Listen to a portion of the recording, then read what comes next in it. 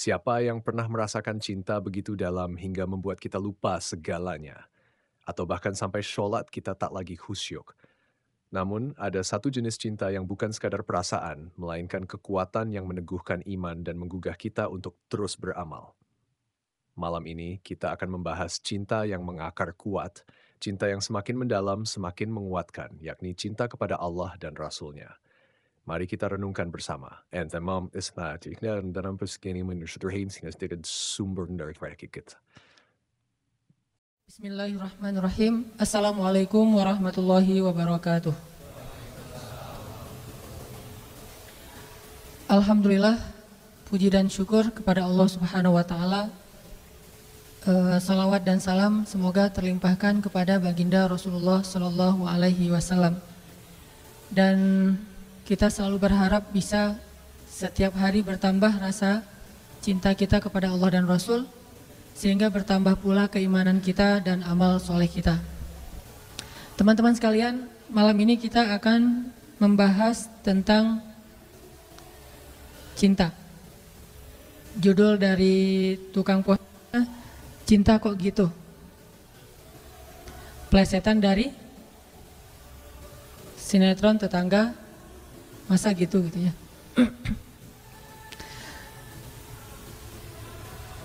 Pernah ngerasa kapok nggak dengan cinta? Ini pertanyaannya nggak keren. Pernah merasa kapok karena cinta? Nggak pernah? Pernah jatuh cinta? Jatuh cinta atau jatuh hati? Tertarik dengan hati atau tertarik dengan hawa nafsu? Susah ngebedain mah. Tertariknya karena hati atau tertariknya karena hawa nafsu? Bedanya apa? Kalau tertarik karena hawa nafsu, biasanya suka naik turunnya, fluktuatifnya itu akan sangat signifikan. Contoh kalau nyenengin, kita ekspresif, kita bahagia, kita. Tapi kalau lagi nyebelin, itu bisa juga buat kita nggak punya daya tahan. Kalau tertarik karena hati, pengennya selalu ngebahagiain, memberikan, melakukan sesuatu yang baik. Itu kalau tertarik karena hati. Kalau tertarik karena hawa nafsu, selalu mikirin apa yang udah diberikan buat saya. Kalau tertarik karena hati, selalu mikirin apa yang saya harus berikan kepada dia. Tapi itu bukan itu yang akan kita bahas. Itu mah udah bahas ya, udah banyak yang bahas lah. Pakar-pakar cinta mah banyak di Indonesia. Baik yang nulis lirik-lirik lagu, yang buat puisi, yang bikin film, yang bikin buku, itu mah pakar-pakar cinta mah udah banyak. Walaupun banyak juga yang pakar cinta gagal dalam urusan cinta. Saya kepengen bahas malam ini tentang satu bentuk cinta yang makin bertambah cinta itu makin tough. Makin bertambah rasa cinta itu kita makin kuat kesabarannya. Makin bertambah rasa cinta itu kita makin jujur dan tulus dalam berbuat kebaikan. Makin bertambah rasa cinta itu kita makin bermanfaat buat orang banyak. Makin bertambah rasa cinta itu kita makin berani berkorban. Makin bertambah rasa cinta itu kita semakin khusyuk dalam sholatnya. Pernah nggak ngerasain gara-gara cinta sholat nggak khusyuk? Pernah nggak? Gara-gara lagi mikirin tentang seorang laki-laki atau tentang seorang perempuan, sholat jadi nggak khusyuk. Pernah nggak yang di bawah sini nih, yang di lantai 1, gara-gara mikirin laki-laki jadi nggak khusyuk sholat? Pernah? Bahaya kalau pernah. Pernah nggak gara-gara mikirin cewek, ada satu sosok wanita yang kita banget, terus jadi nggak khusyuk sholat? Malu-malu? Kalau saya sih pernah, malah sering. Gara-gara mikirin perasaan kepada seorang cewek, jadi nggak nyaman sholatnya nih. Gara-gara habis ngelihat foto cewek, jadi nggak nyaman sholatnya. Saya mah sering banget kayak gitu. Dan cewek itu adalah istri saya sendiri. Kan enak ya, nggak perlu malu-malu. makanya nikah. Gara-gara lagi ada masalah sama cewek yang kita sayangin, sholatnya nggak khusyuk. Malah agak-agak terkesan tell me gitu. Pas orang ngomong kita ya, tapi kita nggak konsen, lagi mikirin yang lain. Kenapa makin besar rasa cinta kita kepada seseorang itu kalau terganggu sedikit, buat kita nggak khusyuk di dalam sholat. Bahkan semakin besar dan menggebu-gebunya perasaan kita kepada seseorang yang belum halal, malah buat kita nggak khusyuk dalam sholat. Saya nggak percaya kalau ada orang yang bilang, sejak ketemu dia saya jadi lebih khusyuk dalam sholat, bisa tahajud. Ini namanya talbis. Tahu talbis? Talbis itu kalau dalam bahasa kita tipu daya iblis. Dia bikin cinta yang terkesan syariat. Mana cinta yang terkesan syariat? Cinta yang dibumbui dengan nasihat untuk tahajud. Cinta yang dibumbui dengan nasihat untuk baca Quran. Cinta yang dibumbui dengan nasihat ikut ta'lim bareng yuk gitu. Nunggu di mana? Di persimpangan itu. Saya nggak bawa kendaraan, ya udah bareng aja. Masih mending kalau naik motor kelihatan orang, kalau naik mobil nggak kelihatan siapa-siapa. Belum lagi kaca-kacanya itu pada anti sensor ya. Nah ini awalnya sih pengen ikut taklim, pengen bangunin tahajud, tilawah Al-Quran. Udah sampai juz mana? Udah sampai juz 20. Kamu di mana? Dekat-dekatan kamu lah, nggak akan jauh kayak gitu ya. Hebat ya, kamu dua berapa? 21. Kok bisa? Soalnya saya nggak baca juz 1 sampai 20, bacanya juz 21 doang. Di mana kamu, saya di situ. Ini artinya cinta-cinta yang dibumbui dengan religi. Saya nggak ngomong baik atau buruk, cuman cinta yang kayak gini nih biasanya agak-agak modus. Hanya ketika pacaran doang bisa kayak gitu. Udah selesai, nanti udah halal, udah nikah. Kalau dia bukan karena Allah, itu akan berubah. Pasti kayak gitu. Makanya kita akan bahas satu cinta yang makin nambah itu makin khusyuk sholatnya. Yang makin nambah cinta itu makin buat kita bersemangat beramal soleh. Yang makin nambah cinta itu buat kita semakin istiqomah. Yuk kita baca Al-Quran dulu, coba teman-teman. Buka surat At-Taubah ayat 24. Surat At-Taubah ayat 24.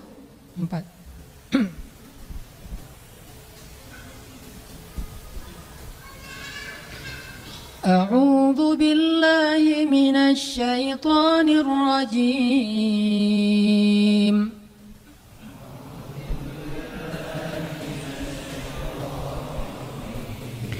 Qul in kana aba'ukum wa abna'ukum wa ikhwanukum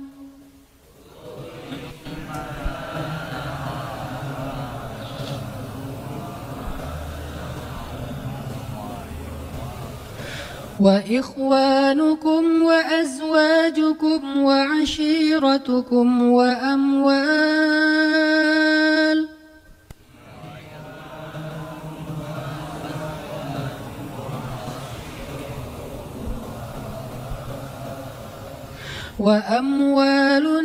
اقترفتموها وتجارة تخشون كسادها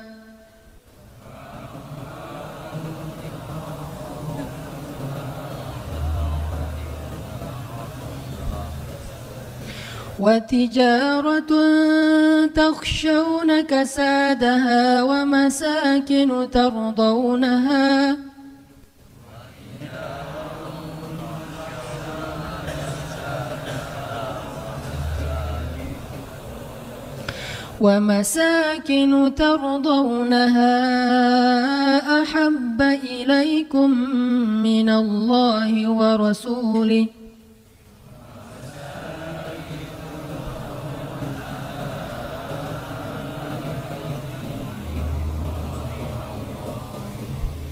أحب إليكم من الله ورسوله وجهاد في سبيله فتربصوا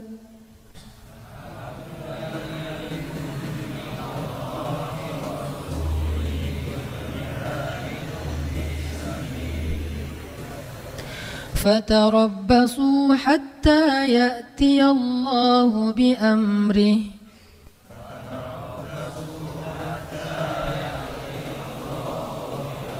والله لا يهدي القوم الفاسقين.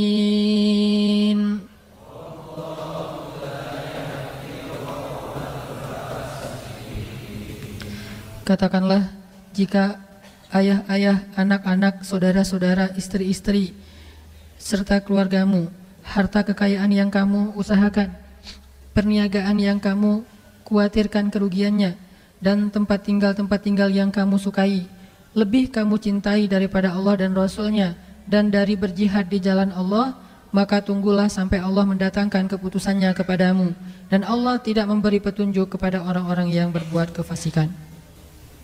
Shadaqallahul Azim. Teman-teman yang dirahmati Allah Subhanahu wa taala, ayat ini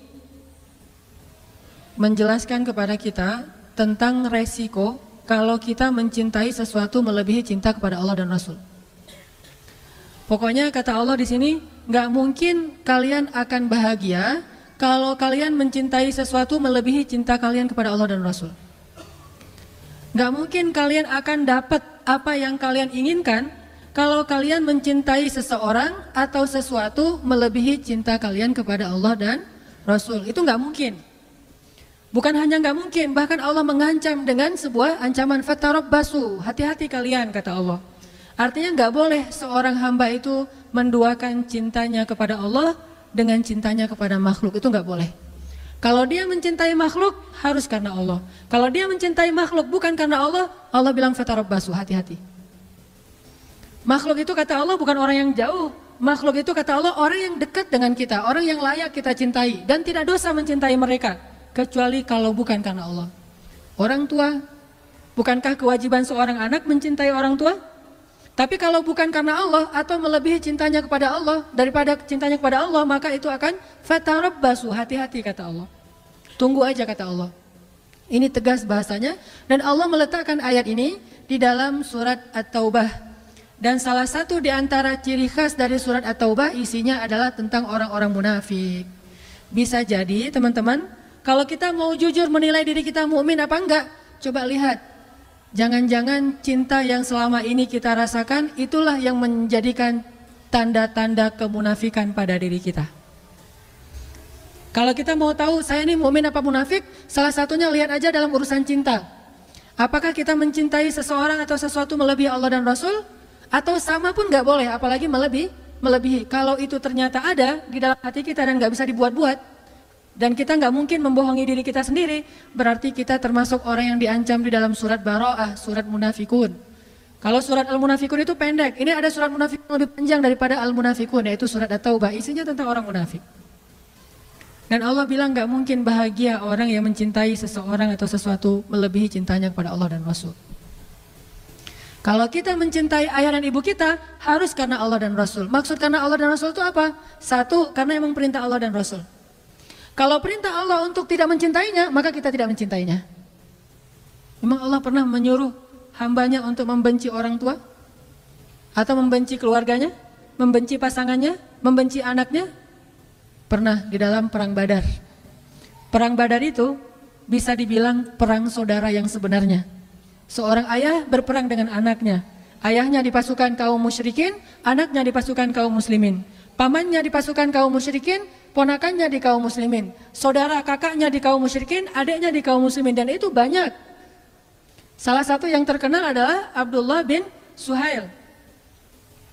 Ayahnya di barisan orang-orang Abu Jahal, anaknya di barisan Rasulullah SAW. Sehingga banyak yang terjadi adalah seorang ayah membunuh anaknya atau anaknya membunuh ayahnya. Dalam kondisi seperti itu Allah menyuruh membuang rasa cinta kepada keluarga, karena cinta kepada Allah lebih berharga daripada cinta kepada siapapun. Siapa mereka yang memusuhi kaum muslimin, yang menzalimi kaum muslimin, yang memfitnah kaum muslimin, yang memerangi kaum muslimin. Tetapi jika mereka hanya berbeda agama, tidak memerangi kaum muslimin, maka Allah menyuruh kita berbakti kepada mereka walaupun mereka beda pemahaman dan ideologi dengan kita. Ini namanya cinta karena Allah. Jangan mentang-mentang orang tua kita Sama muslim sih, cuma mungkin beda pemahaman agama. Yang satu agamanya setelah belajar di taklim, yang satu lagi dulu belajarnya. Dan lebih banyak campuran budaya. Terus akhirnya kita jadi nggak mencintai lagi orang tua kita, banyak menghujat, banyak mendebat. Itu bukan karena Allah, walaupun alasannya agama, tapi itu bukan karena Allah. Allah tetap menyuruh kita untuk wala taqul lahuma uffin. Allah tetap menyuruh kita untuk wa ashiruhunna bil ma'ruf, berbuat baik kepada istri kita, kepada anak kita, walaupun mereka mungkin belum menjadi orang yang taat. Karena itu beda lagi urusannya. Makanya cinta karena Allah itu pertama cinta karena perintah Allah. Siapa yang harus dicintai, siapa yang tidak perlu dicintai. Siapa yang kalau kita mencintainya berpahala, siapa yang kalau kita mencintainya malah berdosa. Ini cinta karena Allah. Bagaimana kalau kita mencintai idola-idola yang sebetulnya ketika kita mencintainya justru membuat hati kita terganggu, khusyuk kita jadi berkurang. Mencintai seseorang yang kemudian kita tiru perilakunya yang tidak baik, berarti bukan karena Allah. Cewek-cewek misalnya ikut konser seorang penyanyi yang keren, terkenal, lagi ngetop, udah gitu seksi lagi, suaranya bagus, suaranya tuh berat banget, kalau lagi main gitar tuh keren banget. Pas kita nonton konsernya, histeris. Jangankan itu, histeris terhadap mayit suami aja dilarang ya. Boleh histeris terhadap mayit suami? Suaminya meninggal terus dia histeris. Teriak-teriak, namanya kan meratapi mayit. Itu nggak boleh, termasuk dosa besar. Apalagi histeris terhadap manggungnya orang yang bukan siapa-siapa bagi kita. Itu lebih nggak boleh lagi. Nah ini cinta ini pasti bukan karena Allah. Dan kalau ini yang ada di dalam hati kita, pasti nggak akan pernah bahagia. Udah nggak berpahala, nggak ngebahagiain, nggak nambah amal soleh. Terus gimana terhadap yang kayak gitu-gitu mah? Biasa aja, nggak usah pakai perasaan. Flat. Kalau mau menikmati hiburan pun nikmatin aja, tapi nggak usah baper, nggak usah sampai nangis habis-habisan di bandara gara-gara nungguin Justin Bieber datang. Pas datang ternyata dia ngambil jalur lain, dia nangis-nangis. Sudah seharian saya itikaf di bandara nggak ketemu. Yang laki-laki juga kayak gitu. Artinya itu udah baper, udah mulai pakai perasaan, dan perasaan itu pasti akan mengganggu kekhusyuan kita dalam ibadah pada Allah. Gak akan bahagia kalau kayak gitu. Yang terjadi sekarang banyak kaum muslimin cintanya bukan lagi karena Allah. Dia tidak mencintai orang tuanya, padahal Allah menyuruh dia mencintai orang tuanya. Dia tidak lagi mencintai ulama, ngefans sama ulama, padahal Allah menyuruh dia mencintai ulama. Wa kunu ma'as shadiqin, kata Allah, dan tetaplah kamu, jadilah kamu, bersamalah kamu dengan orang-orang yang salih. Dia tidak lagi menjadikan para sahabat sebagai idolanya. Ini bukan karena cinta karena Allah. Ini pasti cinta karena hawa nafsu atau talbisul iblis, godaan setan. Makanya coba kita revolusi cinta kita. Revolusi cinta. Dari cinta yang karena hawa nafsu, karena hiburan, karena keren menurut kita, menjadi cinta karena Allah. Tapi tetap bisa menikmati hiburan, kekerenan, segala macam yang sifatnya masih mubah, silakan dinikmati. Tetapi jangan pakai perasaan, karena itu berbahaya. Sekedar hiburan aja, karena Allah juga nggak ngelarang kita berhibur. Dalam istilah hukumah ada yang wajib, ada yang sunnah, ada yang mubah, ada yang makruh, ada yang haram, kan gitu ya. Maka sebagian besar hiburan itu adalah yang mubah. Mubah itu artinya nggak dilarang, nggak disuruh. Secara pahala nggak berpahala, nggak berdosa, biasa-biasa aja gitu. Nggak nambah pahala, nggak nambah dosa. Kayak kita misalnya lagi nyanyinya masih lagu-lagu yang biasa dan kita nyanyi sendiri, apalagi gitu ya. Nyanyi sendiri atau dengar musik sesuatu yang masih wajar, bukan musik-musik yang dilarang. Ini nggak nambah pahala, nggak nambah dosa. Atau jalan-jalan nambah pahala? Kalau jalan-jalannya murni karena pengen menikmati hari libur, pengen menikmati alam, pengen senang-senang dengan keluarga, teman, ini nggak nambah pahala, nggak nambah dosa, namanya mubah. Maka tidak masalah kita tetap menikmati hiburan, tetapi jangan libatkan perasaan cinta, karena hati itu adalah wadah yang kosong. Dan dia hanya bisa diisi dengan satu hal. Kalau sudah penuh dengan satu hal, nggak akan bisa diisi lagi dengan hal yang lain. Kalau sudah penuh dengan cinta yang bukan karena Allah, maka keluarlah cinta karena Allah. Biarkan dia kosong dulu, nanti diisi dengan cinta kepada Allah dan cinta karena Allah. Mencintai orang tua, mencintai ulama, mencintai orang soleh, mencintai orang-orang yang mencintai Allah. dan mencintai amal-amal yang membuat kita dicinta oleh Allah Subhanahu wa taala. Ini cinta yang coba kita revolusi, kita bangun dalam hati kita. Dan kalau udah dapat, insya Allah beramal soleh itu akan ringan banget. Nanti kita dengarkan kisah-kisah inspirasinya. Mencintai Rasulullah SAW, mencintai para sahabat. Para sahabat itu jangan cuma, oh ya hebat mereka mah soleh. Oh ya mereka mah orang-orang luar biasa. Tapi kita nggak sampai cinta gitu, nggak sampai kebawa perasaan tentang para sahabat, itu berarti belum. Apalagi kepada Rasul. Kalau lagi ngomongin sahabat itu harusnya tuh kayak ngomongin seseorang yang kita kagumin banget. Kita jadi semangat gitu, berarti orangnya mencintai sahabat. Saya kalau lagi diajak ngomong tentang, sebutlah mungkin gak bisa mencintai semua sahabat secara sama, pasti berbeda-beda. Ada yang paling kita ngefans banget. Saya pribadi paling ngefans tuh sama Umar bin Khattab. Sisi apanya? Bukan sisi kerasnya, tapi sisi kecerdasan dan jeniusnya Umar bin Khattab. Banyaknya ijtihad Umar bin Khattab di masa kekhalifahannya. Banyaknya inovasi-inovasi dalam pemerintahannya. Saya cinta banget sama Umar dalam urusan kecerdasannya. Mungkin Umar kalau hidup di zaman kita akan banyak ngelakuin inovasi dalam pemerintahan. Akan banyak melahirkan produk-produk fikih yang mungkin bagi sebagian orang dianggap mengada-ngada nih, nggak ada di zaman Rasul. Memang nggak ada, terus kenapa kata Umar? Bukankah ini baik? Dan saya yakin kalau Rasulullah masih hidup pasti Rasulullah akan setuju. Karena ini baik. Ini yang saya ngefans banget sama Umar. Siapa lagi yang saya ngidolain banget? Kalau laki-laki adalah Ali bin Abi Thalib. Orang yang dari kecil udah bersih. Gak pernah melihat auratnya sendiri, apalagi aurat orang lain. Dalam peperangan, hampir membunuh musuh, tapi gara-gara musuh kesobek celananya sehingga kelihatan auratnya cuma paha doang, Ali jadi berpaling muka dan tidak jadi membunuh musuhnya. Kenapa? Menjaga pandangan. Ini ngefans banget, walaupun saya belum bisa ngejaga pandangan seperti Ali.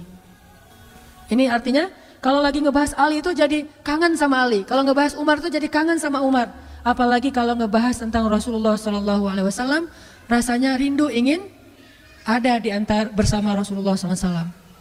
Pernah mimpi ketemu Rasul? Berbahagialah teman-teman kalau yang pernah bermimpi ketemu Rasul. Walaupun kita nggak akan pernah ingat wajah Rasul, karena mustahil orang mengingat wajah Rasulullah kalau hanya ketemu dalam mimpi, mustahil. Kalau ada yang mimpi ketemu Rasul terus bisa menggambarkan sketsa wajah Rasul, itu adalah bisikan setan. Kalau mimpi ketemu Rasul, ketemu sih cuma lupa wajahnya kayak gimana. Kata Nabi, siapa yang melihat aku dalam mimpi, maka dia seperti melihat aku dalam kenyataan. Siapa yang melihat Rasulullah dalam mimpi, berarti dia seperti melihat Rasulullah dalam kenyataan. Benar-benar ketemu dengan Rasulullah, seolah-olah dia menjadi salah satu di antara golongan sahabat Nabi. Siapa yang tidak bahagia masuk dalam golongan sahabat Nabi? Gimana caranya? Mimpi ketemu Rasul, dan itu gak bisa dibuat-buat. Kalau gak cinta gak mungkin mimpi. Saking cintanya jadi kebawa mimpi. Dan itu butuh doa, butuh cinta, butuh usaha, butuh pengorbanan, sehingga nanti Allah akan memberikan kita hadiah mimpi ketemu Rasulullah SAW. Saya dulu pernah waktu kecil banget, sebelum saya sering ikut musabaqah, mimpi ketemu Rasul. Terus Nabi bilang gini, dia panggil nama saya, tapi nama itu ada di KTP, bukan nama yang Hanan Ataki ya, cari aja nanti nama aslinya. Dia manggil Fulan, gitu. Fulan, kamu mah, kalau bahasa kita, kamu jangan tinggalkan Al-Quran, peganglah Al-Quran, kata beliau. Udah gitu saya belajar Al-Quran jadi juara musabaqah, kebawanya tuh ke juara musabaqah. Pas saya udah mulai agak-agak gede, udah remaja, mulai puber dan agak jauh dari Al-Quran, mimpi lagi. Mimpinya masuk surga, tapi surganya gak enak banget. Surganya tuh gelap, surganya itu gak ada lampu. Terus istananya itu kayak saung-saung yang udah reot gitu, terus ada hujan, terus saya duduk dalam saung itu terus kehujanan. Loh kok surga kayak gini ya, mending di rumah saya daripada di surga. Ternyata saya semakin jauh dari Al-Quran, Allah kayak ngasih sebuah gambaran tentang amal saya gitu. Amal kamu itu kayak gini, rapuh, gak jelas, gak ikhlas, pokoknya banyak aja tegurannya. Sampai sekarang saya kangen pengen mimpi lagi ketemu Rasul, tapi belum bisa. Berarti memang amalnya belum baik, belum setulus, belum sepolos ketika saya masih kecil. Ini artinya kalau kita benar-benar mencintai seseorang karena Allah, saat ngebahas tentang orang itu kita jadi semangat. Saat membahas tentang orang itu kita jadi rindu, kita jadi pengen tahu tentang mereka. Kita jadi, kalau ibarat kita di Instagram atau di sosial media tuh kepo gitu. Ada cewek nge-like postingan kita, terus dia di gambar profilnya kayaknya cantik gitu. Kalau bahasa anak di komennya bening gitu kan ya. Gambarnya bening. langsung dikepoin tuh, dicari tahu, oh, nih, ternyata dipakai apa, ditutup gitu, nggak semua orang bisa masukkan, agak-agak kecewa, nggak bisa lihat yang lain, kan suka gitu tuh. Terus ada lagi yang lihat lagi kalau yang cowoknya keren nih, kayaknya janggutnya dipelintir ala Van Kyle gitu ya, apa kumisnya dipelintir gitu, kayak kumis apa My Stupid Boss. Udah gitu ininya janggutnya kan gaya-gaya 2016, janggutnya tipis, kumis dipelintir, rambutnya rapi gitu, klimis. Pakai kacamata hitam walaupun nggak minus. Pakai kacamata yang apa? Frame-nya hitam walaupun nggak minus, kacamata biasa. Pas ngeliat kayak gitu jadi kepo, pengen tahu nih orangnya siapa, tinggal di mana dan segala macam aktivitasnya. Ini karena kita mulai pakai perasaan penasaran gitu. Apalagi kalau udah ada hubungan. Harusnya kita kepada Rasulullah keponya dengan membaca sirah Rasul, keponya dengan membaca hadis Rasul, keponya itu dengan cara mencari tahu tentang sosok Rasulullah itu kayak gimana. Makanya nanti setelah sholat Isya, saya pengen share beberapa kisah tentang bentuk cintanya para sahabat kepada Rasulullah. Itu tuh luar biasa. Kayaknya agak susah kita nirunya, tapi mudah-mudahan jadi penyemangat doang buat kita untuk bisa lebih belajar revolusi cinta, mencintai Allah dan Rasul melebihi apapun juga. Insya Allah nanti kita sharing cerita setelah selesai sholat Isya. Barakallahu li wa lakum.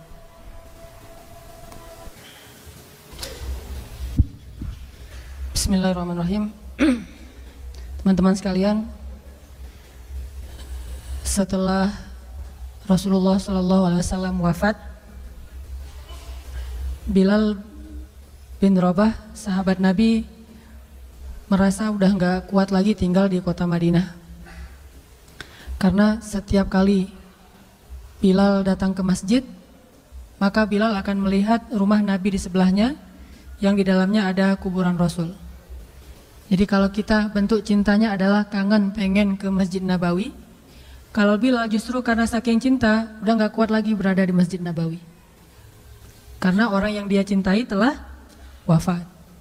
Sehingga sejak Rasulullah wafat, berkali-kali Bilal minta izin kepada Abu Bakar untuk ikut jihad dan gak pulang lagi ke Madinah, pengen tinggal di tempat yang lain. Tapi gak diizinkan oleh Abu Bakar sampai akhirnya setelah sekian lama membujuk Abu Bakar bisa diizinkan, pergilah Bilal dan akhirnya Bilal tinggal di Syam. Kalau sekarang Suriah. Di sanalah Bilal menikah. Jadi selama ini dia asik dengan cintanya kepada Rasulullah sehingga nggak sempat mikirin pernikahan. Jadi kalau masih ada yang ngerasa galau soal pernikahan, mending belajar mencintai Allah dan Rasul aja deh. Insya Allah nggak akan galau lagi soal kapan nikah, nggak apa-apa. Saya mah udah punya cinta yang besar, yaitu kepada Allah dan Rasul. Akan tersibukkan dengan sendirinya hatinya dengan cinta yang sebenarnya. Baru berangkat ke Syam, sampai di Syam Bilal menikah di sana. Menikah di sana, hidup di sana sampai setelah beberapa tahun berada di Syam, akhirnya bergantilah pemerintahan dari masa Abu Bakar ke masa Umar bin Khattab. Setelah beberapa tahun di Syam, pada suatu malam Bilal menangis. Malam-malam dia bangun nangis, gerung-gerung gitu kayak anak kecil. Istrinya nanya, ya Bilal ada apa, kamu mimpi buruk? Enggak, justru ini mimpi baik. Mimpi apa? Aku mimpi ketemu dengan Rasulullah SAW. Dan Rasulullah bersabda, siapa yang melihat aku dalam mimpi berarti dia melihat aku dalam kenyataan. Aku bertemu dengan Rasulullah di dalam mimpi dan Rasulullah berkata, ya Bilal, kami rindu kepadamu, sudah lama engkau tidak mengunjungi kami ya Bilal. Setelah bangun dari mimpi itu, Bilal semakin rindu kepada Rasul, merasa bersalah udah lama gak menjenguk Rasulullah. Akhirnya Bilal pun memutuskan untuk, kalau bahasa kita mah umroh, memutuskan untuk ziarah ke makam Rasul. Berangkat Bilal dari Syam, umroh ziarah ke makam Rasul. Melihat Bilal masuk lagi ke kota Madinah, penduduk Madinah itu berasa seperti hidup lagi di zaman Rasul. Senang gitu, dan Umar sangat senang dengan kedatangan Bilal. Sehingga selesai Bilal sholat, selesai Bilal ibadah-ibadah sunnahnya, termasuk menjenguk atau berziarah ke makam Rasul dan Abu Bakar. Kemudian Umar berkata kepada Bilal, ya Bilal, sudah lama kami tidak mendengar suara azan darimu. Tolong kumandangkan sekali lagi azan seperti engkau mengumandangkannya di masa Rasul. Kami rindu ingin merasakan suasana di zaman Rasul. Benar Bilal, kata para sahabat yang lain yang ada di situ. Umar kemudian Abdurrahman, beberapa orang sahabat, ya Bilal azan, azan, azan, kami ingin mendengar suaramu seperti dulu kami mendengarnya di masa Rasul. Kata Bilal, saya tidak akan kuat. Kata mereka, coba dulu kamu usahakan karena kami ingin sekali mendengarnya. Saya tidak akan kuat. Cobalah wahai Bilal demi kami supaya kami bisa semangat lagi dalam beramal soleh mengikuti perjuangan Rasulullah. Akhirnya karena udah dipaksa terus, Bilal pun mengumandangkan azan. Allahu Akbar, Allahu Akbar. Kota Madinah kaget mendengar suara Bilal. Orang-orang yang ada di rumah semuanya mengatakan, apakah Rasulullah sudah bangkit kembali? Apakah Rasulullah sudah bangkit kembali? Mereka semuanya kaget dan bahagia. Seolah-olah Rasulullah sudah bangkit dari kematiannya. Seperti Isa, seolah-olah diturunkan kembali setelah dia diangkat ke langit. Satu kota Madinah tuh kaget bahagia gitu. Kayak seorang ibu yang kehilangan anaknya tiba-tiba mendengar suara anaknya dari jarak dekat dan ingin dipeluk segera anaknya itu. Saking rindunya mereka kepada Rasulullah. Allahu Akbar, Allahu Akbar. Pasar yang tadinya ramai tiba-tiba sepi mendengar suara Bilal yang masih sayup-sayup. Asyhadu an la ilaha illallah. Semuanya berlari keluar dari tempat-tempat kerja mereka, dari pasarnya, dari rumahnya. Semuanya berlari ke masjid. Ingin memastikan apakah Rasulullah sudah dibangkitkan kembali. Bahagia semuanya. Apakah Rasulullah sudah dibangkitkan? Apakah Rasulullah sudah hidup lagi? Semuanya bertanya dengan pertanyaan yang sama. Asyhadu an la ilaha illallah. Semuanya semangat datang ke masjid, ngumpul, ramai banget. Kemudian ketika Bilal mengatakan, Asyhadu anna Muhammadar Rasulullah. Asyhadu anna. Nggak sanggup lagi Bilal, berhenti di situ. Kemudian Bilal menangis dengan suara nangis yang luar biasa kerasnya. Lalu satu masjid menangis, lalu satu kota Madinah menangis. Sehingga para ulama mengatakan, tidak pernah kota Madinah menangis sedahsyat mereka menangis hari itu kecuali ketika Rasulullah wafat. Cuma 2 kali menangisnya kota Madinah paling dahsyat. 1 hari ketika Rasulullah wafat, 2 hari ketika Bilal kembali mengumandangkan azan dan mengucapkan asyhadu anna Muhammadar Rasulullah. Semuanya menangis. Semuanya merasa kehilangan Rasulullah. Semuanya merasa bahwa mereka ingin kembali di zaman ketika Rasulullah masih hidup. Lalu mereka bertanya setelah semuanya selesai menangis, ya Bilal, kenapa kamu tadi menangis? Kata Bilal, dulu biasanya kalau saya selesai mengumandangkan azan, saya akan datang ke hujrahnya Rasul. Hujrah Rasulullah itu kamarnya Rasul, rumah kecilnya Rasul. Selesai azan saya akan datang ke rumahnya Rasulullah dan memanggil, ya Rasulullah, as-salah, as-salah. Rasulullah nggak keluar sampai mendengar suara Bilal memanggil beliau secara khusus. Udah selesai azan, Bilal manggil Rasul, ya Rasulullah, as-salah, as-salah. Baru Rasulullah keluar dengan wajah berseri-seri. Sekarang bagaimana saya akan memanggil Rasulullah sedangkan Rasulullah sudah bersama kekasihnya yaitu Allah Subhanahu Wa Taala. Menangis lagi satu masjid, satu kota Madinah. Pokoknya hari itu adalah hari berkabung sekota Madinah. Hari menangisnya kota Madinah, saking rindunya mereka kepada Rasulullah. Bagaimana dengan kita ketika mendengar suara azan dan muazin mengucapkan nama Rasulullah SAW? Di situ kelihatan apakah kita mencintai Rasulullah lebih dari apapun juga setelah Allah Subhanahu Wa Taala. Kalau tidak, fatarabbasu, hati-hati. Kalau tidak, fatarabbasu, tunggu aja. Na'udzubillah min dzalik, berarti masih ada kemunafikan dalam hati kita. Bagaimana kita, apakah hati kita merasa gemetar, bergetar ketika kita mendengar suara seseorang mengatakan Muhammad sallallahu alaihi wasallam, Rasulullah sallallahu alaihi wasallam. Apakah hati kita bergetar seperti bergetarnya hati seorang kekasih ketika mendengar suara kekasihnya, nama kekasihnya disebutkan? Kalau yang pernah jatuh cinta banget, jatuh cinta berat, pasti tahu banget gimana rasanya ketika ada seseorang yang menyebutkan nama orang yang dia cintai. Pasti berubah. Suasana perasaannya, hatinya, ekspresi wajahnya itu pasti. Kalau yang pernah merasakan cinta berat. Kalau yang belum pernah, ya tanya aja ke yang udah pernah. Itu pasti tuh. Namanya misalnya ditulis di mana? Saya pernah ya pas saya lagi umroh. Di hotel itu ada satu gate, nama gate-nya itu nama istri saya. Langsung saya fotoin, cekrek. Langsung saya send ke istri saya, ini nama kamu ada di gate yang masuk ke masjid. Namanya ada di gate salah satu hotel di Mekah. Pas saya baca itu kayak ada beda gitu dengan membaca gate-gate yang lain. Walaupun ada gate Abdul Aziz, King Fahad atau apa segala macam. Ini ada satu gate bukan di masjid sih. Kalau di masjid keren banget istri saya. Di hotel gitu, gate-nya itu menuju ke masjid, nama istri saya. Nama panggilan sayang saya kepada istri saya. Itu beda hasilnya, beda rasanya. Bagaimana ketika nama Rasulullah Shallallahu Alaihi Wasallam disebutkan? Apakah kita mencintai nama itu? Muhammad. Sehingga kita ingin memberikan nama itu kepada anak kita. Atau kita senang dipanggil Muhammad. Orang Arab kalau nggak tahu namanya pasti memanggilnya Muhammad, gitu kan? Bukan, saya bukan Muhammad, saya Hanan.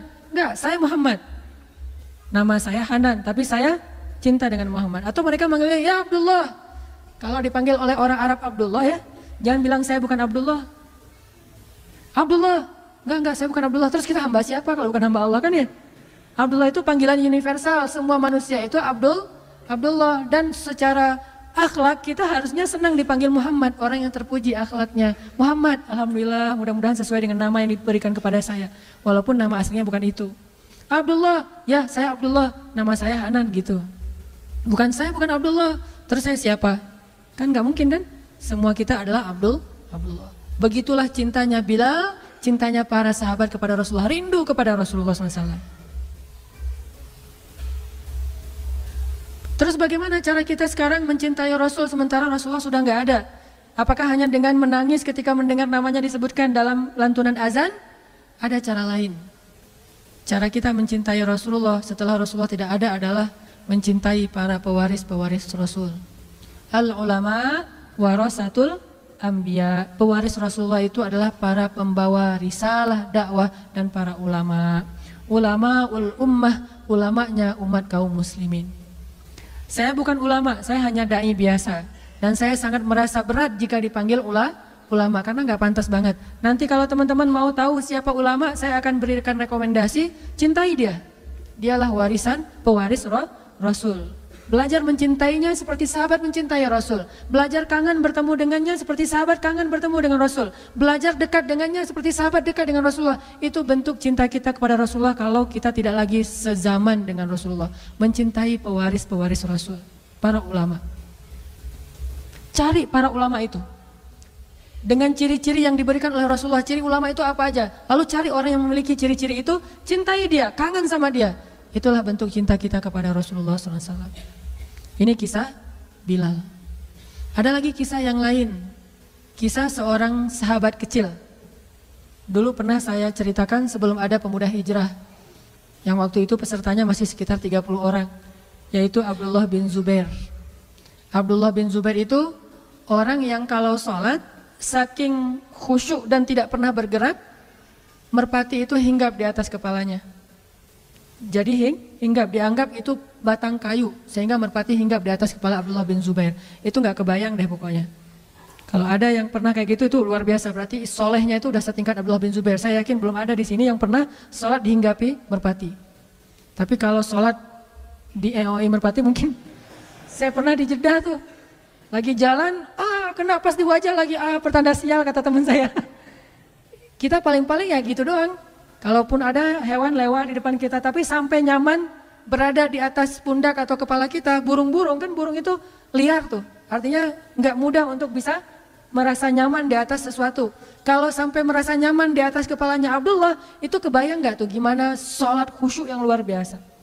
Setelah selesai sholat orang bilang, ya Abdullah gimana caranya sholat yang sampai burung berasa nyaman hinggap di atas kepalamu. Malah Abdullah tanya, mana burung yang mana? Saking khusyuknya nggak ngerasa burung di atas kepalanya. Kalau kita, saya makan punya zikir khusus gitu. Udah mulai ada pengkultusan. Atau kalau kita nyamuk aja, banyak nyamuk tadi ya sholat di sini mah nyamuk di kaki dia kurang nggak ada autan, sofel apa segala macam. Kita nyamuk lewat aja sadar banget menghilangkan khusyuk. Abdullah merpati hinggap di atas kepalanya, ditanya gimana caranya, dia bilang merpati yang mana, nggak sadar tuh ada merpati. Saking khusyuknya. Abdullah bin Zubair, dia adalah anak pertama yang lahir di kota Madinah dari orang muhajirin. Anak pertama dari orang muhajirin yang lahir di kota Madinah. Artinya tahun pertama hijrah dia lahir. Berarti Rasulullah wafat usianya berapa?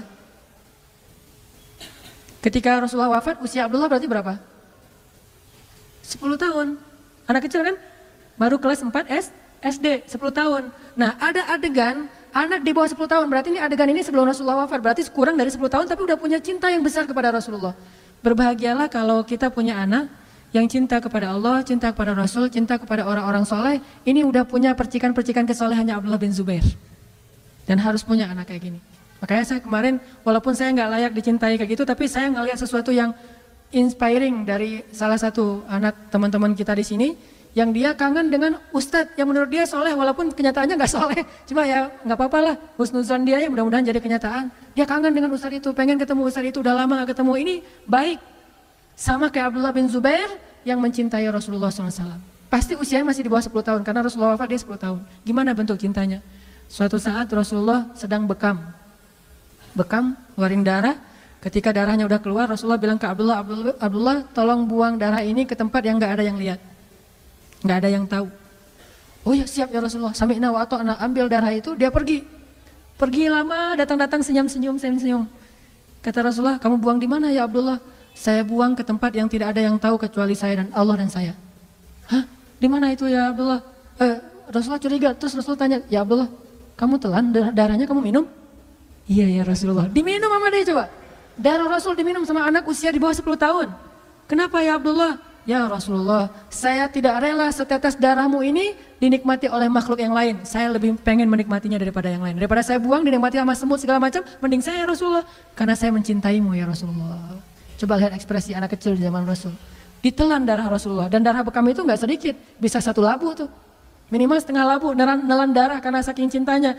Siapa yang ngajarin? Gak ada yang ngajarin, itu ekspresi aja. Karena emang dia cinta banget sama Rasulullah, gila dengan cintanya kepada Rasulullah, sampai akhirnya dia minum darah yang kalau bahasa kita darah kotor, tapi Rasulullah gak punya darah kotor.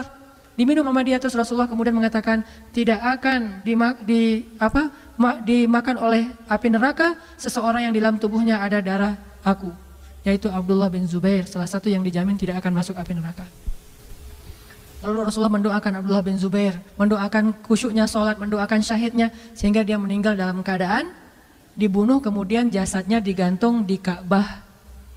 Kan ada tuh adegan di masa seorang penguasa yang sangat zalim, setelah masa Ali bin Abi Thalib, Abdullah bin Zubair dibunuh, kemudian jasadnya digantung di Ka'bah beberapa hari tapi tidak membusuk. Berharap ibunya Asma binti Abi Bakar, kakaknya Aisyah, mengambil jasadnya dengan memohon-mohon kepada si pembunuh. Setelah lama ditunggu, ibunya nggak datang-datang, membiarkan jasad anaknya tergantung. Akhirnya si pembunuh ini yang putus asa datang ke Asma, ya Asma, anak kamu sudah saya gantung, kok kamu nggak datang-datang? Kok kamu nggak bermohon kepada saya supaya saya turunkan jasad anakmu dan dikuburkan? Kata Asma, yang saya tahu bukan kamu yang telah mencelakakan dia, tapi dia yang mencelakakan kamu nanti di akhirat. Demi Allah, saya tidak akan menghinakan diri saya dengan cara memelas kepadamu untuk menurunkan jasad anak saya. Akhirnya diturunkan sendiri sama pembunuhnya, diturunkan, akhirnya diserahkan kepada keluarga. Abdullah bin Zubair, anak kecil, apa yang telah dia dapatkan dari Rasulullah SAW? Ilmu apa sehingga dia mencintai Rasulullah lebih daripada apapun? Bahkan dia rela meminum darah Rasulullah. Kemudian ada Abdullah yang lain, namanya Abdullah bin Umar, anaknya Umar bin Khattab, sniper, ulama pula, banyak ilmu dan jago nembak, jarang meleset. Abdullah bin Umar pernah ketika suatu hari dalam jamuan makan bersama Rasulullah, biasanya yang di sebelah kanan Rasulullah itu Abu Bakar, kemudian Umar, kemudian orang-orang yang seniornya para sahabat. Kali ini di sebelah kanannya Rasulullah itu langsung duduk Abdullah bin Umar, langsung dia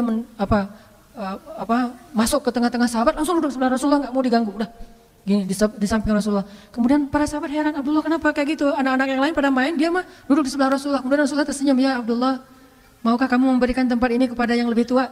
Kata Abdullah, tidak ya Rasulullah. Ke yang lain dia mau? Ke Abdullah, tidak ya Rasulullah. Saking cintanya kepada Rasulullah, tidak ya Rasulullah. Kenapa ya Abdullah? Saya tidak rela makanan pertama yang engkau sentuh akan disentuh oleh orang lain sebelum saya. Saya ingin makanan yang disentuh oleh Rasulullah, roti yang disobek oleh Rasulullah, maka bekas sobekan Rasulullah, kalau perlu bekas minumnya Rasulullah dari gelas itu ingin diminum oleh Abdullah bin Umar. Kayak gitu ekspresi cintanya Abdullah kepada Rasulullah. Coba. Kenapa? Karena mereka tahu tidak ada yang lebih layak dicintai setelah Allah daripada Rasulullah. Ini yang kita coba belajar. Tidak ada yang lebih layak kita habis-habisan dalam urusan perasaan dan cinta kecuali Allah dan Rasulullah. Kemudian yang lain itu pun karena Allah dan Rasul. Sampai Nabi mengatakan, tidaklah beriman seseorang di antara kalian sampai dia mencintai aku melebihi cintanya terhadap dirinya sendiri. Umar datang, ya Rasulullah, aku mencintaimu seperti aku mencintai diri sendiri. Itu kan udah keren tuh. Kata Rasulullah, nggak cukup ya Umar. Terus bagaimana? Katakan aku mencintaimu melebihi cintaku kepada diriku sendiri. Ada yang kayak gitu? Banyak. Sahabat rata-rata kayak gitu. Makanya jangan gampang menghujat para sahabat. Kita dibandingkan mereka mah nggak ada apa-apanya. Cuma kita sedikit tahu cerita tentang mereka. Kalau kita tahu cerita yang banyak tentang mereka, kita akan sadar bahwa kita cuma debu dibandingkan kesolehan mereka. Salah satu yang cintanya luar biasa kepada Rasulullah itu adalah seorang ibu yang tidak disebutkan namanya dalam cerita ini. Ketika Rasulullah SAW pulang dari perang, dia bertanya, bagaimana dengan Rasulullah? Apakah Rasulullah selamat? Terus orang-orang mengatakan, ya ibu, ayahmu meninggal dalam peperangan ini, syahid. Dia bilang, bagaimana dengan Rasulullah? Ya ibu, kakakmu meninggal dalam perang ini. Kata dia, bagaimana dengan Rasulullah? Dia nggak peduli, ayahnya meninggal, kakaknya meninggal, bagaimana dengan Rasulullah? Cuma kalau kita punya ibu kayak gini agak-agak nelangsa juga ya. Saya mah saya mah nggak ada apa-apanya gitu. Suami yang punya istri kayak gini, gimana dengan Rasulullah? Saya lagi luka nih, Rasulullah gimana? Aduh, gimana perasaan kita? Berarti kita belum mencintai dia karena Rasul. Masih cemburu kepada Rasul, kan nggak boleh cemburu kepada Rasul atau ya? Dia mah ditanya, ayahmu meninggal, Rasulullah gimana? Kakakmu meninggal, Rasulullah gimana? Anakmu meninggal, 3, ayahnya, kakaknya, anaknya meninggal dalam perang itu. Dia tanya Rasulullah gimana? Kemudian mereka mengatakan Rasulullah baik-baik saja dan tidak terluka. Perlu dia mengatakan selama Rasulullah baik-baik saja, musibah saya itu tidak masalah.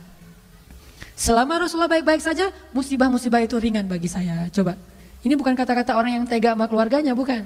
Ekspresi betapa dia mencintai Rasul lebih dari apapun juga. Makanya sahabat kalau ketemu Rasul sering bilang, bi abi anta wa ummi ya Rasulullah. Saya lebih mencintai engkau daripada ayah dan ibu saya ya Rasulullah. Bahasa Arabnya, bi abi anta wa ummi ya Rasulullah. Saya lebih mencintai engkau daripada ayah dan ibu saya ya Rasulullah.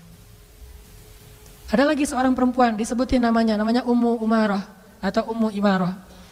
Ummu Umarah ini salah satu prajurit Islam perempuan yang paling banyak berperang bersama Rasulullah, orang Ansor, bukan orang Muhajirin. Jadi kalau ada yang bilang perempuan gak boleh jadi aktivis, berarti dia gak pernah baca cerita Ummu Umarah. Itu bukan aktivis lagi, udah jadi prajurit. Kalau perempuan gak boleh jadi militer, berarti dia gak baca cerita Ummu Umarah. Perempuan jadi polwan, Ummu Umarah, tapi jangan polwan yang itu. Polwan yang Ummu Umarah lah pokoknya ya. Yang menjaga keamanan, bukan merusak keamanan hati para pria. Oke, tadi cerita apa? Ummu Umarah. Ada yang bilang gak boleh perempuan jadi aktivis, perempuan mah di rumah aja. Siapa bilang gak boleh? Kalau dia bisa menjaga batasan-batasan sebagai seorang muslimah, maka kenapa tidak? Sekedar jadi aktivis doang, berperang aja boleh, apalagi aktivis. Emangnya kalau berperang kita boleh milih, saya mah yang bukan murim gak mau, bisa gitu? Berperangnya cari yang murim aja, yang dekat-dekatan, terus kalau ketemu dengan musuh, kamu kan bukan murim saya, gak usah dekat-dekatan, gak bisa kan ya? Namanya perang bukan cuma bersentuhan dengan musuh, dengan kulit dengan kulit, bahkan bajunya bisa sobek, jilbabnya bisa kesingkap, namanya orang berperang. Ummu Imarah kena sabetan pedang di lehernya, kira-kira sobek gak tuh? Orang lehernya sampai sobek, gimana dengan jilbabnya pasti sobek, kelihatan gak auratnya? Kelihatan, tapi kok masih dibolehin? Namanya perjuangan. Apalagi aktivis yang insya Allah nggak akan sampai sobek bajunya.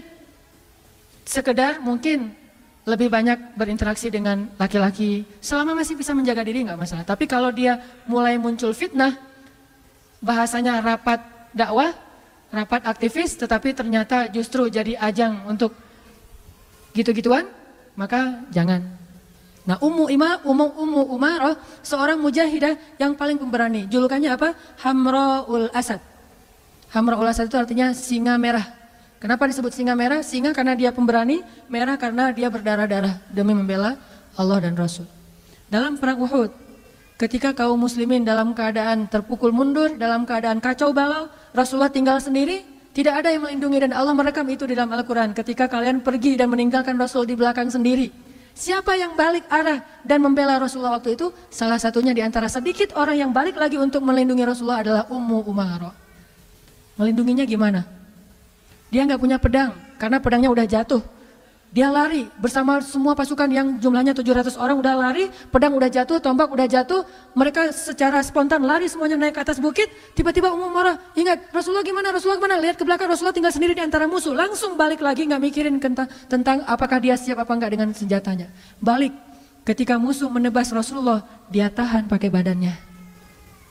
Dia nggak punya senjata untuk nahan pedang musuh. Sehingga ketika musuh mau menebas Rasulullah, daripada Rasulullah yang kena tebasan pedang dan nanti bisa membahayakan nyawa Rasul, dia tahan dengan badannya. Dia langsung pasang badan, kena badannya. Setiap kali kena badannya, dia ngelihat Rasulullah tidak apa-apa, dia bahagia. Kemudian dilempar tombak oleh musuh, dia tahan lagi dengan badannya. Sehingga di tubuhnya ada lebih dari 20 luka bekas tombak, panah, dan sayatan pedang. Demi menjaga dan melindungi Rasulullah. Gimana kira-kira? Kena pedang itu kan beda dengan cuma kegores sama pisau ya. Itu pedang beneran, pedang yang diasah, pedang baja. Jadi jangan dibayangin, gitu doang. Ngerasain sendiri deh. Itu susah gitu. Kalau kita cuma baca sejarah sekilas doang kita nggak akan menghayati. Makanya kalau baca sejarah, hayatin dulu baru tahu gimana perjuangan mereka. Itu luar biasa. Kalau kena peluru meninggal, oke. Kalau kena pedang kan nggak meninggal, tanggung kan ya. Sakit tapi nggak mati gitu. Kalau kena peluru sakit langsung mati. Nggak tahu sih kalau yang bener nggak gitu, matinya udah nggak sakit. Katanya kalau udah mati nggak sakit lagi, jadi udah selesai gitu. Tapi kalau kena pedang, sampai 20 sayatan pedang gimana tuh rasanya tuh? Sobek seluruh tubuhnya, termasuk yang paling parah itu bagian lehernya. Dia tahan lehernya. Mungkin kalau kita pertama banget, pas Rasulullah mau kena, kita tahan. Oke lah, karena belum tahu rasanya gitu ya. Wah saya tahan deh pakai tubuh saya deh. Oh ternyata sakit, nggak jadi deh. Kan bisa aja gitu. Ini enggak 20 kali, berarti kan benar-benar rela banget dia mati demi Rasulullah. Kalau sekali doang mungkin masih orang nekat lah gitu. Orang nekat sekali kena, yang kedua udah nggak berani karena emang ternyata sakit banget. Tapi ini 20 kali, perempuan lagi tuh. 20 kali menahan serangan musuh dengan tubuhnya sendiri. Sampai kemudian dia ditandu untuk pulang, nggak bisa jalan lagi. Udah babak belur. Rasulullah juga kena tombak. Di antara yang waktu itu ngelindungi Rasulullah itu adalah Ukasyah. Kemudian makanya Ukasyah itu masuk surga satu di antara 70.000 orang tanpa hisab. Kemudian Abu Bakar, kalau perempuan itu Ummu Umarah. Pas pulang Rasulullah dirawat, Ummu Umarah dirawat. Karena dia perempuan, dirawatnya berbeda dengan laki-laki, punya tenda sendiri. Lagi dirawat, lagi diperban, lagi dijahit, bekas luka-lukanya yang udah sobek kayak gitu, lagi dijahit nih. Kan orang dulu nggak pakai bius kalau ngejahit, kalau sekarang udah pakai bius masih teriak-teriak. Kayak saya kemarin di opname di rumah sakit itu, wah ternyata sakit juga ya kena. Apalagi ternyata pembuluh darah saya kecil. Jadi pas susternya nyari-nyari pembuluh darah saya itu ternyata salah, bukan pembuluh darah kulit, digini-giniin. Saya teriak-teriak di rumah sakit. Itu Pak Bejo ngelihat, pas saya lagi teriak, pas ada yang ngunjungin lagi tuh. Jadi malu-maluin, ternyata Ustadz teriak juga kalau lagi sakit. Baru jarum doang udah teriak-teriak, soalnya digini-giniin di bawah kulit saya. Udah gitu infusnya dialirkan, ternyata nggak masuk ke dalam pembuluh darah, malah masuk ke bawah kulit saya jadi bengkak gitu. Ini kenapa nih suster? Salah Pak, ternyata nggak masuk pembuluh darah, tarik lagi. Berkali-kali loh, pelajarannya harus olahraga biar pembuluh darahnya gede. Saya karena kurang olahraga di tangan, olahraga di yang bagian lain, jadi akhirnya pembuluh darah saya kecil. Olahraganya kaki gitu ya.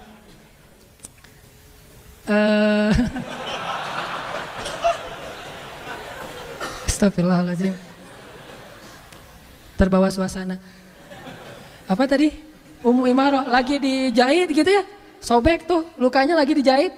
Maka Rasulullah bertanya bagaimana keadaan Ummu Umarah. Rasulullah khawatir dengan nasib Ummu Umarah. Akhirnya Rasulullah datang ke tendanya Ummu Umarah dan bertanya, "Assalamualaikum." Kan di luar tenda tuh. Jangan mentang-mentang merasa saya mah Rasul nggak akan kegoda, main masuk aja enggak. Rasulullah aja yang Rasul nahan. Assalamualaikum, waalaikumsalam. Man, kata Ummu Umarah, siapa? Rasulullah. Langsung Ummu Umarah berdiri coba.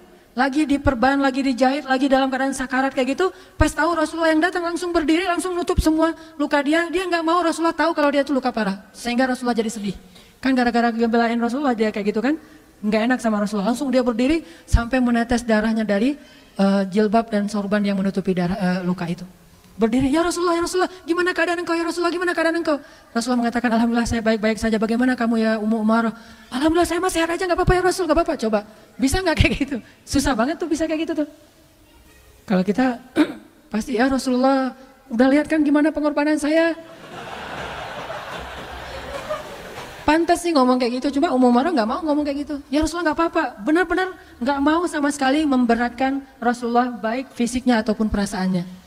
Kemudian Rasulullah bertanya, ya Ummu Umarah, apa yang kamu harapkan dari semua pengorbanan ini? Kemudian Ummu Umarah baru mengatakan, ya Rasulullah, cuma satu yang saya harapkan, doakanlah saya agar saya menjadi tetanggamu di dalam surga. Selalu kayak gitu. Doakan saya agar menjadi tetanggamu di dalam surga. Kalau kita, ya Allah saya udah tahajud, mana nih kok usaha saya gak beres-beres nih? Belum tahajudnya, belum istiqomah, baru beberapa hari udah ngomongnya kalau minta, boleh minta, pasti mintanya usaha, jodoh, ya gitu-gitu aja tuh. Coba kalau kita di zaman kita itu ada Rasulullah, terus kita tahu Rasulullah itu doanya mustajabah, kira-kira yang akan kita minta apa? Gak usah jauh-jauh, jawabannya ada di dalam doa kita. Yang paling sering kita doain itu apa? Ya itu yang kita minta. Rata-rata doa-doa kita, gak kita sih, saya aja.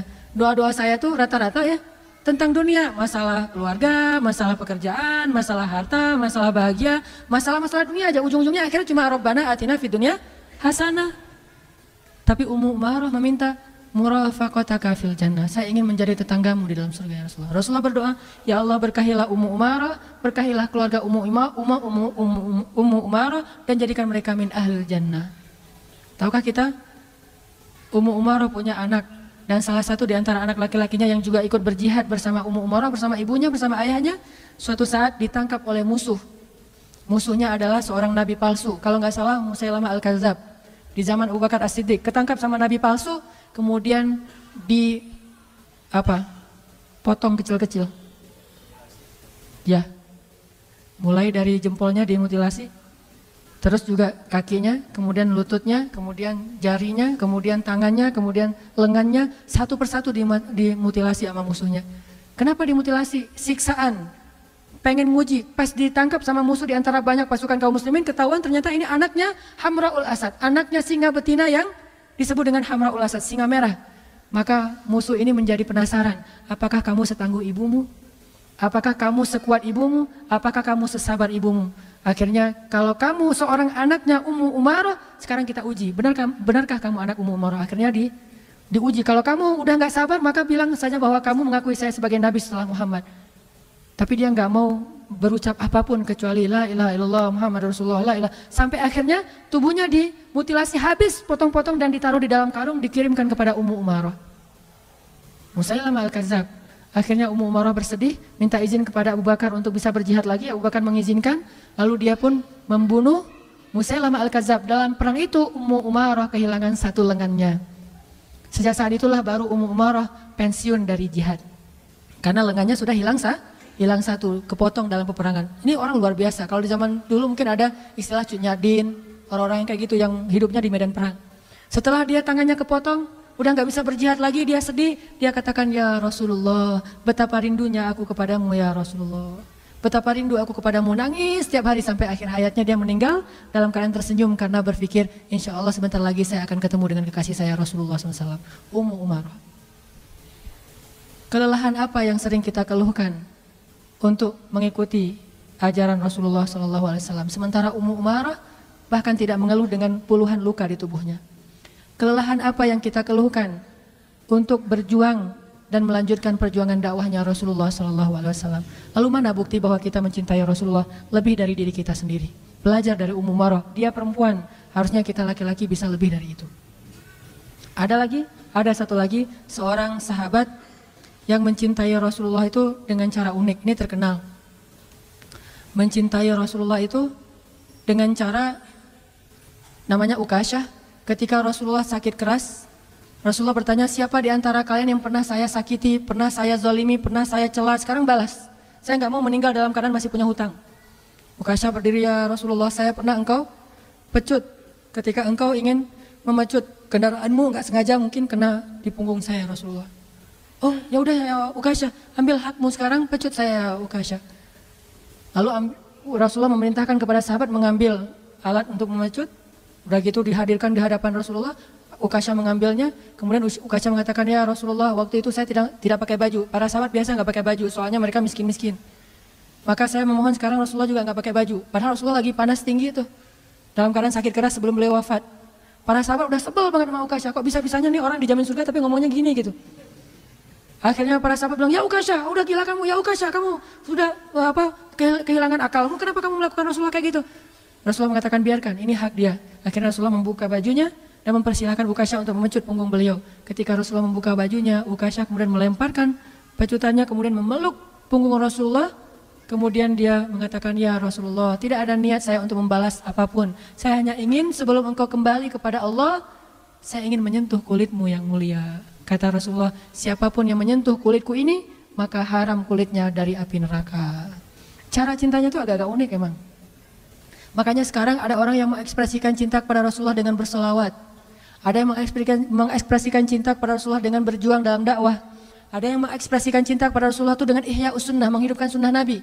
Ada yang mengekspresikan cintanya kepada Rasulullah itu dengan membuat syair-syair tentang Rasulullah. Dan para sahabat pun membuat syair tentang Rasulullah, walaupun bukan itu saja ekspresi cinta mereka.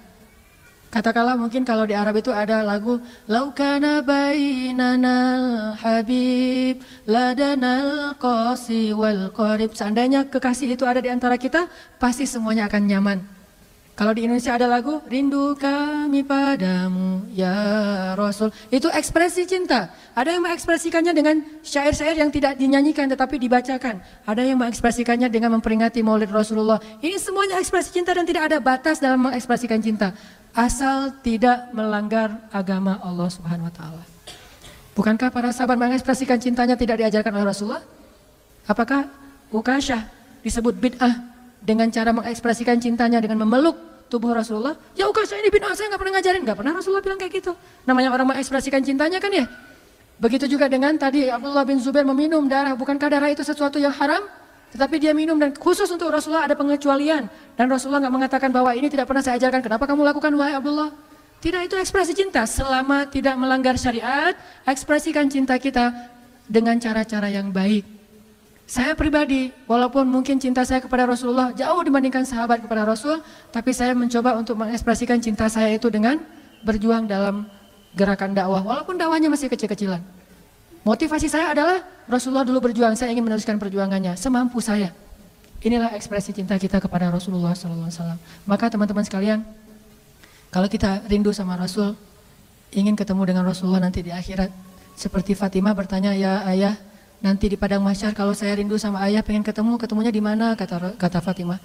Kata Rasulullah, kalau kamu pengen ketemu dengan saya, wahai Fatimah, tunggulah saya di Telaga Al-Kautsar. Rasulullah itu nanti di padang mahsyar ada di Al-Kautsar.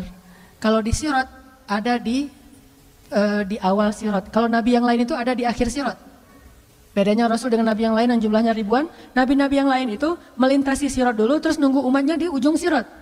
Sambil mengatakan Allahumma salim salim, Allahumma salim salim. Ya Allah selamatkan umat kami, selamatkan umat kami. Mereka ada di ujung Sirat, tapi Rasulullah tidak di ujung Sirat. Beliau ada di awal Sirat.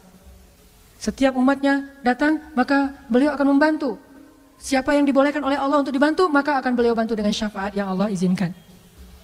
Nanti di surga, Rasulullah ada di Firdaus. Di padang mahsyar, Rasulullah ada di Kautsar. Di Sirat, beliau ada di awal titian Sirat. Dan surga, beliau ada di Firdaus. Makanya kalau berdoa, kata Rasul, berdoalah dapat Firdaus yang puncak. Firdaus al-A'la. Kenapa? Disitulah singgasana Rasulullah SAW. Kalau kita ingin bertetanggaan dengan Rasulullah, maka belajarlah mencintai beliau dan ekspresikan cinta kita dengan cara yang baik, dengan cara yang diajarkan oleh Rasulullah atau yang diajarkan di dalam syariat Islam kita. Mudah-mudahan kehadiran kita pada malam ini adalah bukti kecintaan kita kepada Allah dan Rasul, dan mudah-mudahan Allah menambahkan rasa cinta itu di dalam hati kita sehingga setiap hari menjadi semakin baik amal soleh kita. Teman-teman sekalian, marilah kita tutup halaqah kita pada malam ini dengan sama-sama berdoa dan kita awali dengan berselawat kepada Rasulullah SAW. Allahumma salli wa sallim wa barik ala sayyidina Muhammad. Allahumma salli ala sayyidina Muhammad kama sallaita ala sayyidina Ibrahim wa barik ala sayyidina Muhammad kama barakta ala sayyidina Ibrahim. Allahumma salli ala sayyidina Muhammad. Allahumma salli ala sayyidina Muhammad. Allahumma salli ala sayyidina Muhammad. Sallallahu alaihi wasallam. Sallallahu alaihi wasallam. Sallallahu alaihi wasallam.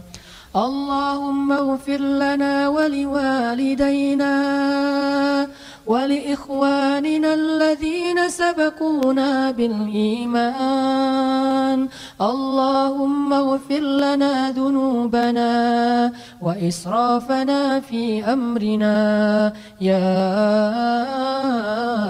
غفار اللهم حبب إلينا الإيمان وزينه في قلوبنا وكره إلينا الكفر والفسوق والعصيان واجعلنا من الراشدين يا مجيب السائلين يا أرحم الراحمين يا ربنا يا ربنا يا إلهنا قصدناك يا كريم ربنا ما أرحمك ربنا ما أرحمك ربنا ما أكرمك ربنا ما أجودك يا الله يا رب السماوات والأرض يا ربنا يا غفار يا غفور اغفر لنا يا غفار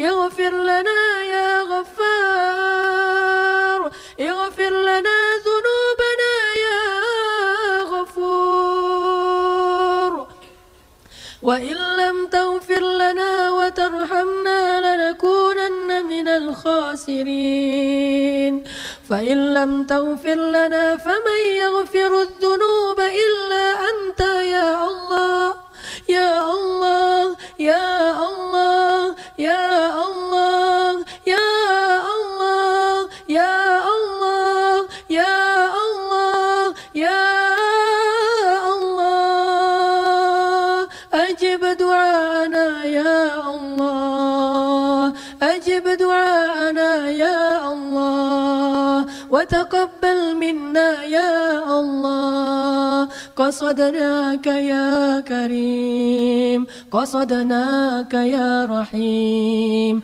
قصدناك يا شكور قصدناك يا رب العالمين يا الله إلهنا ya Rabbana, hanya kepada Engkau kami memohon segala permintaan ya Allah. Kami sadar tidak ada gunanya kami meminta kepada selain Engkau ya Allah. Meskipun mereka mencintai kami, tetapi mereka tidak memiliki segala sesuatu seperti yang Engkau miliki ya Allah. Semua kami ini fakir di hadapan-Mu ya Allah, dan Engkau maha kaya ya Allah. Kami ini lemah di hadapan-Mu dan Engkau maha perkasa ya Allah. Kami hina dina di hadapan-Mu dan Engkau maha mulia ya Allah. Kami rendah di hadapan-Mu dan Engkau maha tinggi ya Allah. Kami hanya hamba di hadapan-Mu dan Engkau penguasa alam semesta ya Allah. Ya Rabbana, sepenuhnya kami adalah milik-Mu ya Allah. Diri kami dan hati kami adalah milik-Mu ya Allah. Hidup kami adalah milik-Mu ya Allah. Sesungguhnya kami semua adalah milik-Mu ya Allah. Dunia dan akhirat adalah milik-Mu ya Allah.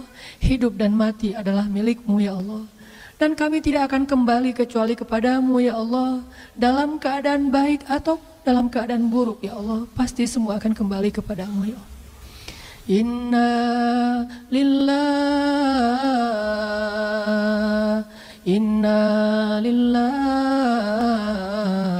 kami semua milik-Mu ya Allah. Wa inna ilaihi raji'un. Dan pasti kami semua akan kembali kepadamu. Pasti ya Allah kami akan kembali kepadamu ya Allah. Tidak ada keraguan sedikit pun, pasti kami akan kembali kepadamu ya Allah. Cepat ataupun lambat, sekarang ataupun nanti, hari ini ataupun esok, ataupun suatu saat pasti. Kullu nafsin za'iqatul maut. Semua kami pasti akan merasakan kematian yang pernah dirasakan orang-orang sebelum kami ya Allah. Sesoleh para anbiya pun akan wafat ya Allah. Dan sedurhaka Fir'aun juga akan mati dan semua dikembalikan kepadamu ya Allah. Kami takut ketika kami kembali kepadamu dalam keadaan kotor ya Allah. Kami takut ketika kami kembali kepadamu Engkau belum menerima taubat-taubat kami ya Allah. Kami takut ketika kami kembali kepadamu, kembalinya kami di hari yang paling celaka dalam hidup kami ya Allah. Kami takut ketika kami kembali kepadamu, kami masih menyimpan sombong di dalam hati kami ya Allah. Sedangkan Rasul-Mu mengatakan tidak akan masuk surga orang yang di dalam hatinya ada kesombongan walaupun sekecil zarah ya Allah. Bersihkanlah hati kami ya Allah. Kami takut kembali kepadamu dalam keadaan su'ul khatimah ya Allah. Ampunkanlah dosa-dosa kami ya Allah. Jika hari ini adalah hari terakhir dalam hidup kami, maafkanlah kekurangan dari amal-amal kami hari ini ya Allah. Dan terimalah taubat kami ya Allah. Jika Ramadan kali ini mungkin adalah Ramadan terakhir bagi kami ya Allah, jadikanlah Ramadan kali ini adalah Ramadan terbaik dalam hidup kami ya Allah. Jangan Engkau biarkan sehari pun berlalu dengan sia-sia ya Allah, karena kami tidak tahu apakah ada kesempatan yang lebih baik daripada Ramadan setelah ini ya Allah.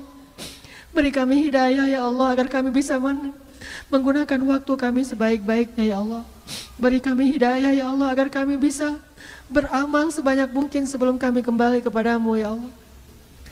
Karena harta yang kami kumpulkan tidak lagi bermanfaat bagi kami nanti di akhirat ya Allah. Keluarga yang kami banggakan tidak lagi bisa menolong kami nanti di akhirat ya Allah. Nama besar yang sering membuat kami menjadi sombong tidak lagi bermanfaat bagi kami di akhirat ya Allah.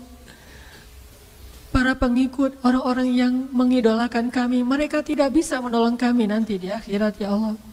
Teman-teman yang selama ini mengajak kami bermaksiat, mereka bersenang-senang dengan kami di dunia, tetapi mereka tidak bisa menolong kami nanti di akhirat ya Allah. Hanya amal soleh dan orang-orang soleh yang mampu menolong kami dengan seizin-Mu ya Allah. Jadikan hati kami cinta kepada keimanan dan amal soleh, dan jadikanlah rasa cinta itu indah di dalam hati kami ya Allah. Ya Allah, maafkanlah kami jika kami pernah durhaka kepada orang tua kami ya Allah, dan itu sering kami lakukan ya Allah. Maafkanlah kami jika hati kami masih berat untuk memaafkan kesalahan orang tua kami, padahal kesalahan kami jauh lebih banyak daripada kesalahan mereka kepada kami ya Allah. Maafkanlah kami jika kami pernah durhaka kepada suami kami ya Allah, durhaka kepada istri kami ya Allah, durhaka terhadap anak-anak kami ya Allah, terhadap saudara kami ya Allah. Maafkanlah kami jika kami pernah menzalimi orang lain ya Allah. Maafkanlah kami jika kami pernah mencela orang lain ya Allah. Maafkanlah kami jika kami pernah merampas kehormatan orang lain ya Allah. Astaghfirullah, astaghfirullah, astaghfirullah, astaghfirullah, astaghfirullah, Rabbal baraya, astaghfirullah minal khataya. Ampunkanlah ya Allah dosa-dosa hamba ya Allah. Apalah guna hidup hamba ya Allah jika mati dalam keadaan pendosa ya Allah. Apa guna harta hamba ya Allah jika mati tidak punya amal ya Allah. Apa guna pengikut hamba ya Allah setelah mati kami sendiri di dalam kubur ya Allah. Apa guna kesombongan dan kebanggaan ya Allah jika mati kami tidak membawa apa apa ya Allah? Apa guna dunia dan seisinya ya Allah? Jika kekekalan hanya ada di akhirat ya Allah. Sadarkanlah hati kami ya Allah. Jangan biarkan kami tertipu oleh dunia ya Allah. Jangan biarkan kami silau dengan fata morgana ya Allah. Jangan biarkan hidup kami sia-sia ya Allah. Jangan biarkan waktu kami sia-sia ya Allah. Lindungilah hamba-Mu ya Allah. Kami berserah diri kepadamu ya Allah. La haula wa la quwata illa billah. La haula wa la quwata illa billah. La haula wa la quwata illa billah. Ya Allah, sampaikanlah salam rindu kami kepada Rasulullah. Sampaikanlah salam rindu kami kepada keluarga Rasulullah. Sampaikanlah salam rindu kami kepada para sahabat, khususnya kepada Bilal bin Rabah. Ya Allah, jadikanlah hati kami mencintai Rasul seperti lembutnya hati Bilal dalam mencintai Rasulullah SAW.